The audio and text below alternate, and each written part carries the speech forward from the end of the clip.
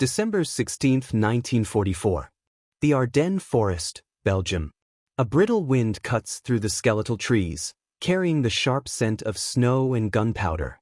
The ground is a frozen quilt of white, dotted with the remnants of shellfire and the scattered debris of war. Somewhere in the distance, a German reconnaissance unit moves cautiously along a narrow, ice-covered path, their breath visible in the frosty morning air. Lieutenant Klaus Reinhardt, a seasoned officer of the 1st SS Panzer Division, pauses to glance at his men. Their boots, scuffed leather and thin soles, crunch against the frost. They pull their greatcoats tighter, shivering despite layers of wool.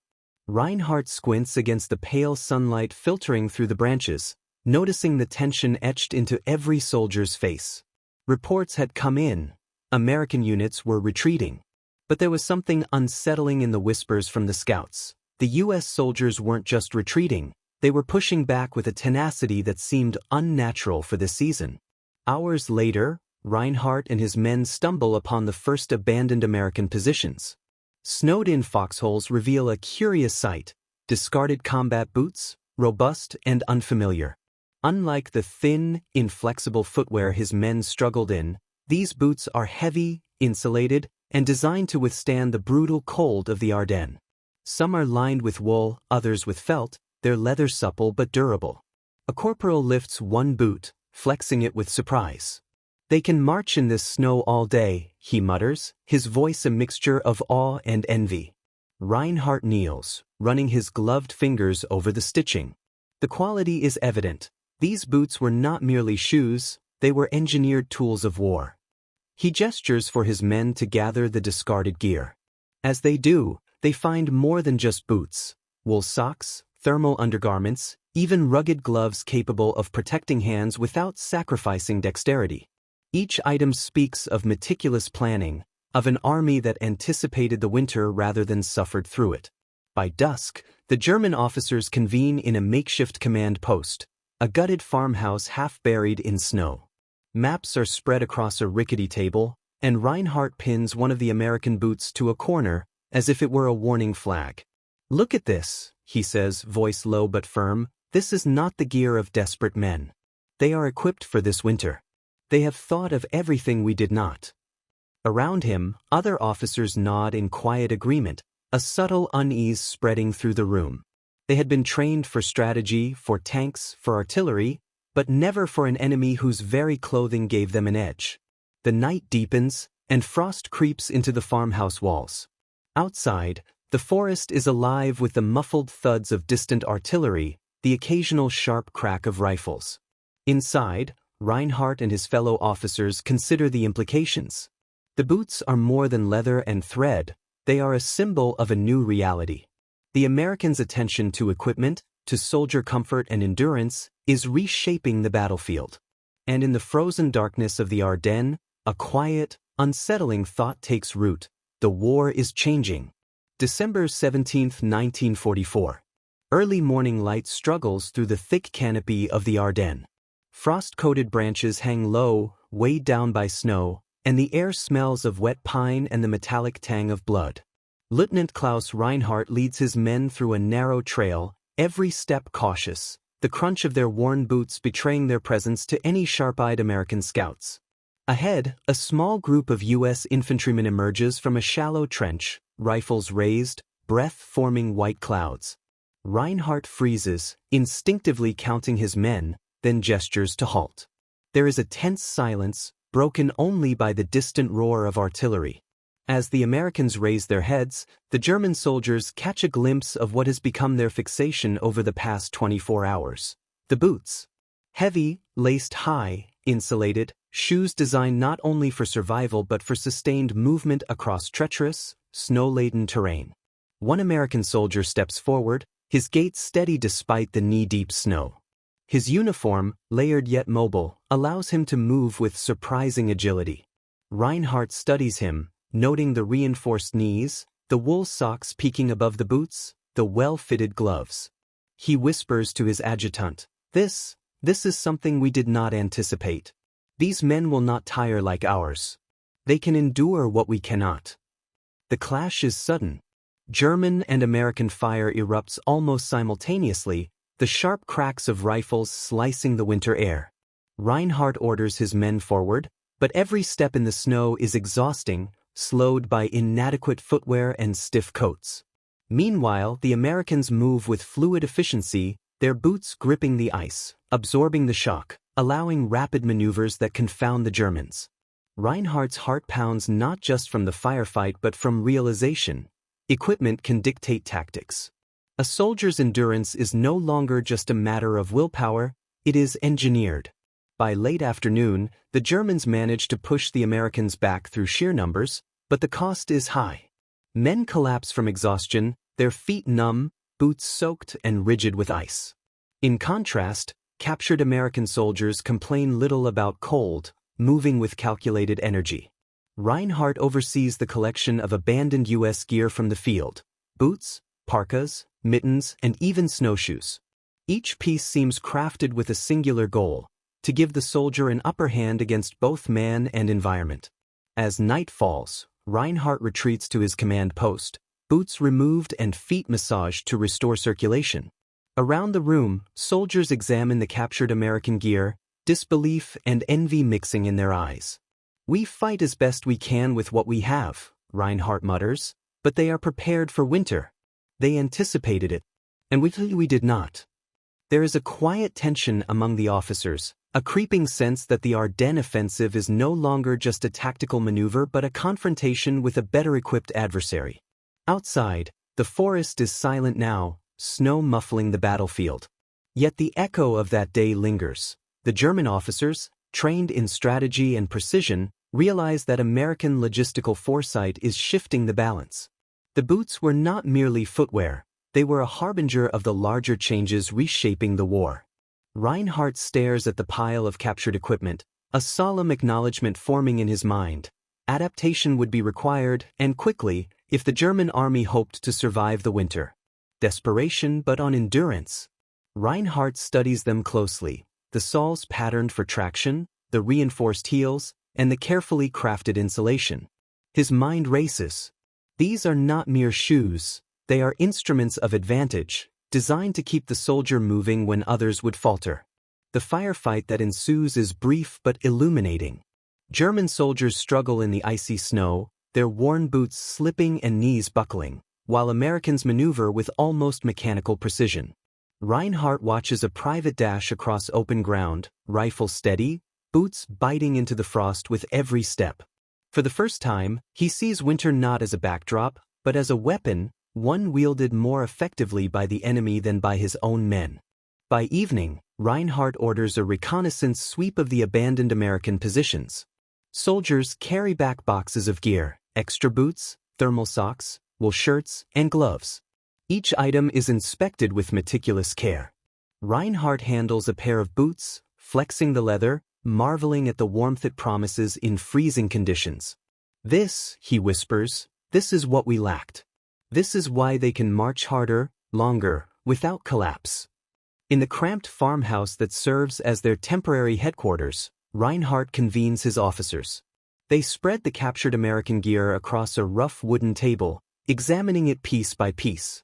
Maps lie underneath, but all eyes are drawn to the clothing and boots, symbols of an unseen advantage. Officers murmur among themselves. The American supply chain is meticulous, their foresight remarkable. A lieutenant observes, even in the dead of winter, they are prepared. And we are improvised. Reinhardt knows the implications are profound. It is not just boots or socks, it is stamina, morale, and tactical flexibility. In a battle dictated by weather and endurance, the Americans' equipment gives them an invisible edge. That edge has already begun to tip skirmishes in their favor. Reinhardt studies the soldiers returning from patrols, their hands raw from cold, their movements slowed by stiff boots. In contrast, reports from American prisoners are casual, almost defiant in their comfort. Night settles over the Ardennes, wind rattling through the skeletal trees. Inside the farmhouse, the German officers are silent, contemplating the day's revelations. Reinhardt pins a note beside the boots on the table: adapt or fall behind. He feels the weight of the winter pressing down. Not just snow and cold, but the stark reminder that the Americans are no longer an opponent merely of numbers or strategy, they are an army engineered for survival. Outside, the forest whispers under the moonlight, indifferent to human conflict. Inside, a quiet tension fills the room. Reinhardt understands that what began as a simple reconnaissance has evolved into a lesson in humility. Victory in this season will require more than tactics. It will demand understanding, adaptation, and respect for the meticulous preparation of an enemy who has learned to master the winter itself. December 18, 1944. A bitter wind sweeps through the Ardennes, carrying with it flakes of snow that sting exposed faces. Reinhardt moves cautiously along a ridgeline, binoculars pressed to his eyes, scanning for signs of American movement. The forest below is a chaotic mosaic of smoke, jagged trenches, and glinting metal. He notices soldiers in distant foxholes, moving with a discipline and fluidity that strikes him with growing unease. Their boots grip the frozen earth with uncanny steadiness, and they maneuver without hesitation, their winter gear allowing movement that his men can barely match. Reports from the front filter in skirmishes, sudden counterattacks, and patrols returning with tales of Americans advancing farther and faster than expected. Reinhardt gathers his officers in the remains of a shattered barn, maps splayed across splintered beams. His voice is low, deliberate, each word measured. Our men tire quickly. They slip. They freeze. The Americans, he pauses, gripping one of the captured boots, they endure. Their preparation is unlike anything we face. This is not simply a tactical disadvantage, it is a structural one. The room falls silent, the weight of his words sinking in. Officers exchange uneasy glances, some avoiding eye contact. One suggests reinforcing supply lines, but Reinhardt shakes his head. It is not merely supplies we need. Our entire approach, our understanding of winter warfare, must change. He gestures toward the captured boots and gear, a silent indictment of the years of complacency in German winter provisioning. Outside, the forest remains a frozen battlefield. The muffled thuds of artillery and distant rifle fire punctuate the oppressive silence. Reinhardt steps into the snow, boots sinking slightly, and tests his footing.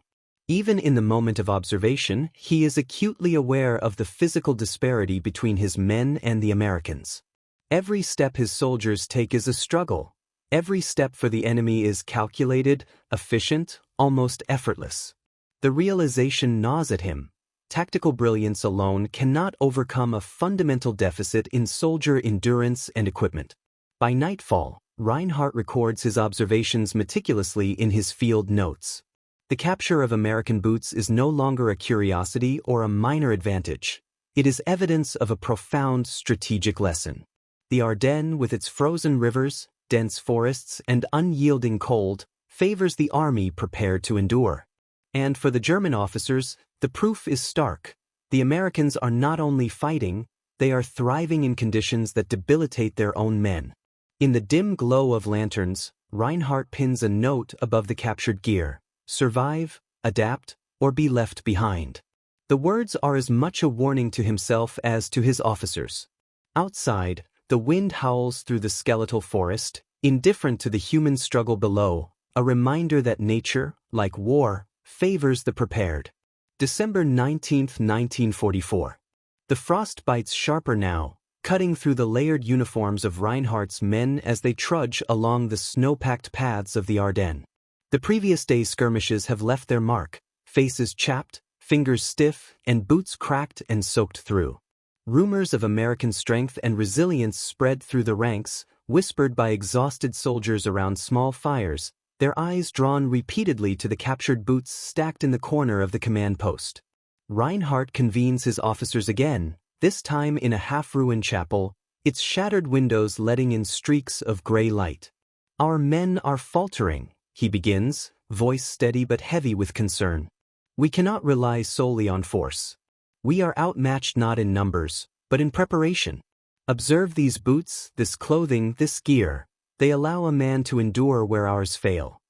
His gaze sweeps across the assembled officers, the gravity of his words settling in their hearts. The officers begin to strategize differently, analyzing supply chains, marching orders, and winter preparedness. Some suggestions are small: dry socks, better insulation, layering wool undercoats. Others are more ambitious, even risky, requisitioning captured American equipment to outfit key units.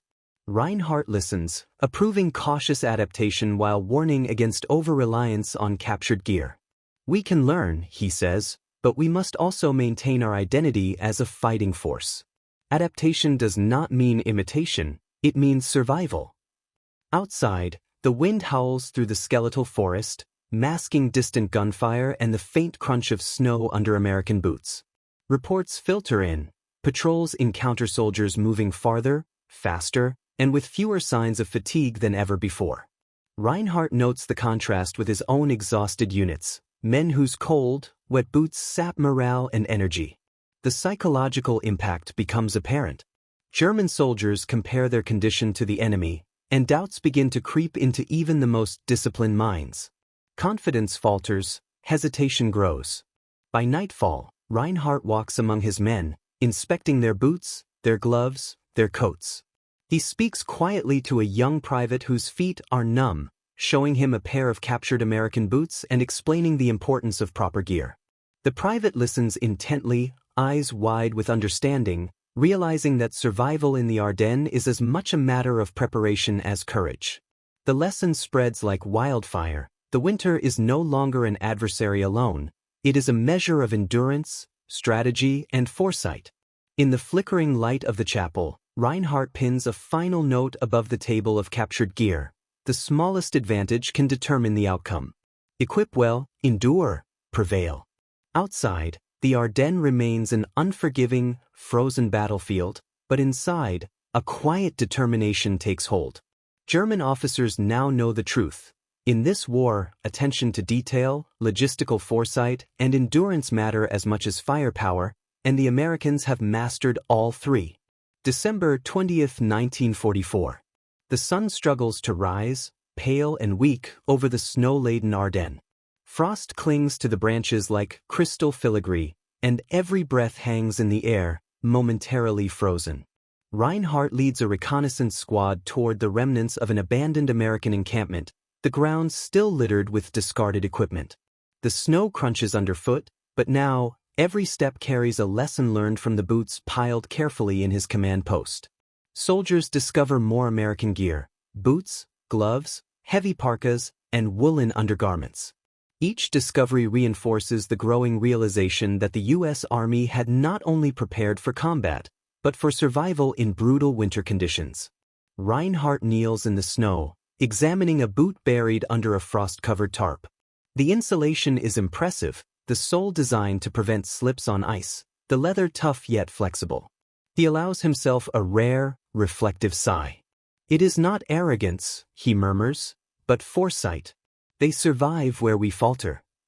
The impact of these captured supplies begins to manifest in German strategy.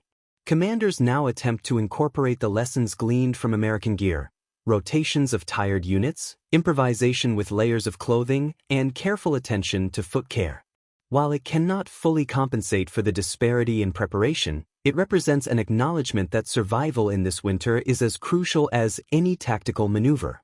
Reinhardt watches his men as they struggle through snowdrifts, now aware that their endurance is not simply about willpower, it is a product of the equipment they wear. Morale shifts subtly. Soldiers who had been despondent, exhausted by icy boots and frozen toes, now show glimmers of hope when issued captured American socks or gloves. Small victories, a foot free from frostbite, a hand warm enough to grip a rifle, translate into renewed determination. Reinhardt notes these reactions carefully, recording observations in his field journal. He understands that these boots, once a mere curiosity, have become instruments of both survival and psychological warfare. Even at headquarters, the officers acknowledge a new reality. Reports from the front describe Americans advancing with an almost mechanical endurance, pushing farther than expected, holding positions longer, and moving with calculated precision. The captured boots, gloves, and parkas have become symbols of this capability, a tangible representation of the Americans' advantage in preparation and logistics. Reinhardt pins another pair of boots to the wall beside the map, a silent reminder that the war is no longer fought only with weapons, but with foresight and endurance. As night falls, the cold pressing into the farmhouse, Reinhardt contemplates the significance of the captured gear. He knows this moment marks a turning point. The Germans can adapt, but only if they accept that the Americans' advantage lies not just in numbers or firepower, but in preparation. In these boots, the lessons of survival, stamina, and resilience are etched into every stitch, every sole, every piece of winter gear. And for Reinhardt, that is a realization that may well decide the fate of men and armies alike. December 21, 1944. The Ardennes is a world of white and gray, a frozen expanse where every shadow hides potential danger and every snowdrift slows progress. Reinhardt walks among his men, now more mindful of the toll winter has taken. Frostbite and exhaustion have claimed many soldiers, and the disparity between his troops and the Americans is painfully clear. Yet, the captured boots and gear have sparked a slow transformation. Reinhardt gathers the officers once more, this time in a partially collapsed barn. He spreads out the collected American equipment: boots, gloves, thermal socks, and jackets. His voice is resolute, tinged with the weight of command. We cannot change the winter, nor the enemy's preparation. But we can learn. We can adapt. He demonstrates the proper layering, the importance of keeping boots dry, and how to rotate soldiers to preserve endurance. Officers nod, absorbing lessons they had long ignored. For the first time, there is a sense of proactive determination among the German soldiers. They patch worn boots with cloth, stuff socks for extra insulation, and improvise mittens from torn fabric. Each adaptation brings small victories: fewer complaints of numb toes, longer marches without collapse, better control in icy conditions. Reinhardt observes quietly, realizing that the captured gear has become more than equipment. It is a catalyst for survival and an urgent lesson in resourcefulness. Outside, the forest is silent except for the occasional distant rifle report. Snow falls steadily, coating the battlefield in deceptive tranquility. Yet the Germans now move with a measured purpose, aware that each step, each detail in clothing and boots, can mean the difference between life and death. Reinhardt understands that the war has shifted subtly. The Americans' meticulous preparation has set a new standard, and the German response must evolve or falter. By evening, Reinhardt pins another pair of captured boots to the barn wall, alongside notes on improvisation and endurance.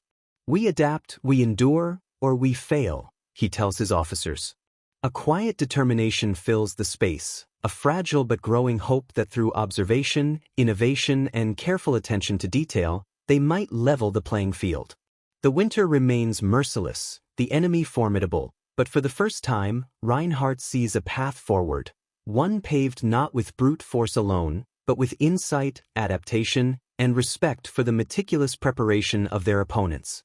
December 22, 1944. Night has settled over the Ardennes, and the wind gnaws at any exposed skin. Inside the barn, a flickering lantern casts long shadows across the officers' faces.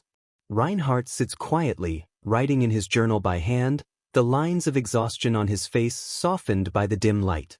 The captured American boots and gear are neatly arranged beside him, each pair a testament to foresight, innovation, and preparation. He reflects on the past few days. The initial shock of seeing the Americans move with ease, the tactical revelations drawn from skirmishes, the incremental improvements his own troops have made by adapting captured gear. Every detail matters: the right boots, layered clothing, insulated gloves. These are no longer trivial concerns but strategic imperatives. Reinhardt understands that the war is shifting. The Germans can fight fiercely, but without attention to preparation, endurance, and the human element of survival, even the most brilliant strategy can falter. Outside, the frozen forest remains indifferent to human struggle.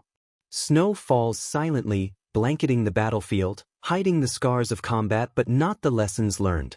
Reinhardt's mind wanders to the young soldiers in his command, imagining the difference a single winterized boot makes over a 10-mile march, or during a prolonged engagement in sub-zero conditions. The Americans' meticulous preparation is more than advantage. It is a force multiplier, one that his army cannot ignore. He pins one final note to the wall above the boots: preparation shapes destiny. Neglect it at your peril. It is a quiet acknowledgement of a harsh truth. The captured American boots were more than objects. They were a mirror, reflecting the gap between German improvisation and American foresight. Reinhardt closes his journal, the shadows of the barns stretching longer with the night. Outside, the Ardennes waits, unforgiving and relentless, but inside, a lesson has been etched into the minds of the officers. Adaptation is no longer optional, it is essential. As the wind howls over the frozen landscape, Reinhardt allows himself a rare moment of resolve. The boots, the gear, the lessons, they are now part of the German army's understanding. Whether they can fully bridge the gap remains uncertain, but the awareness itself marks a turning point, a subtle yet undeniable shift in the war, where foresight, preparation, and endurance may determine the outcome as decisively as bullets or artillery. December 23, 1944. Dawn breaks weakly over the snowbound Ardennes, illuminating the skeletal forest with a pale light. Reinhardt inspects his troops, noting subtle changes. Soldiers now march with slightly more confidence, boots padded with extra layers, fingers and toes better protected.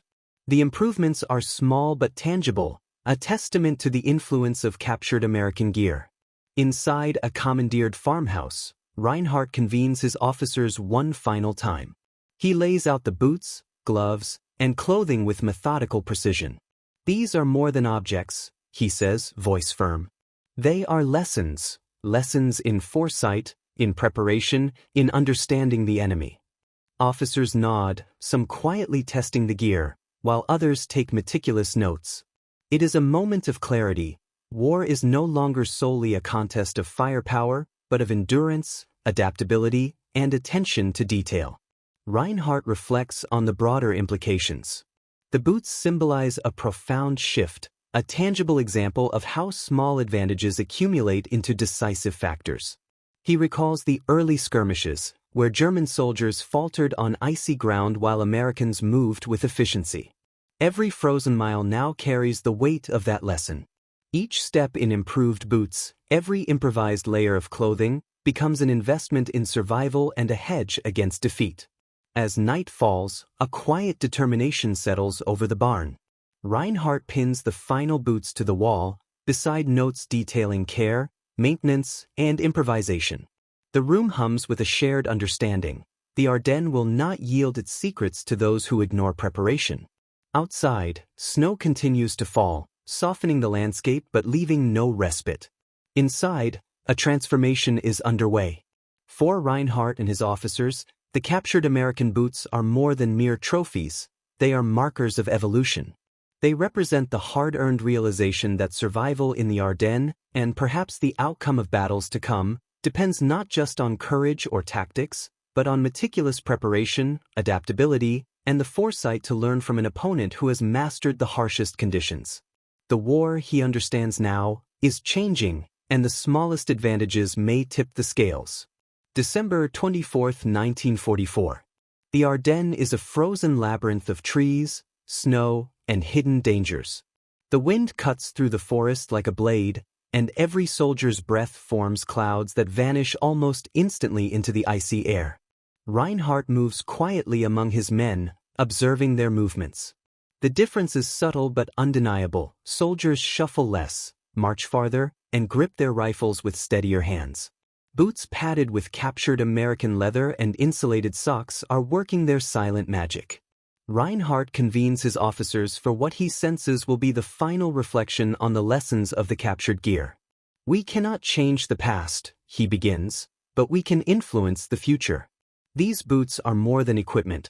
They are symbols of what we have lacked and what we can strive to achieve." Officers nod in solemn acknowledgement, the weight of frostbite, fatigue, and the bitter winter pressing upon them. Reports from the front continue to show the Americans' advantage in endurance and maneuverability.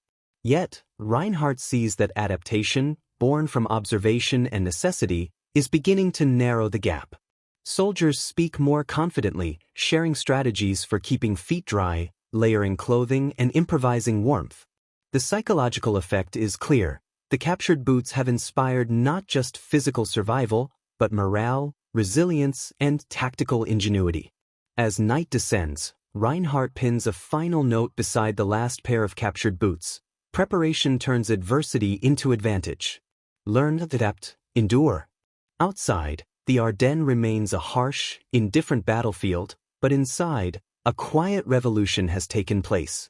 German officers now understand that even in the dead of winter, attention to detail, foresight, and the simplest tools, boots, socks, gloves, can redefine the limits of endurance. The captured American boots, once a curiosity, now stand as a symbol of a changing war.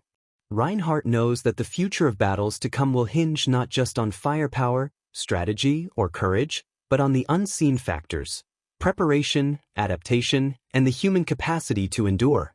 In the frostbitten silence of the Ardennes, the war's subtle transformation is written not in grand victories, but in leather soles, layered socks, and the quiet determination of men learning to survive against the cold, and against an opponent who had mastered it first.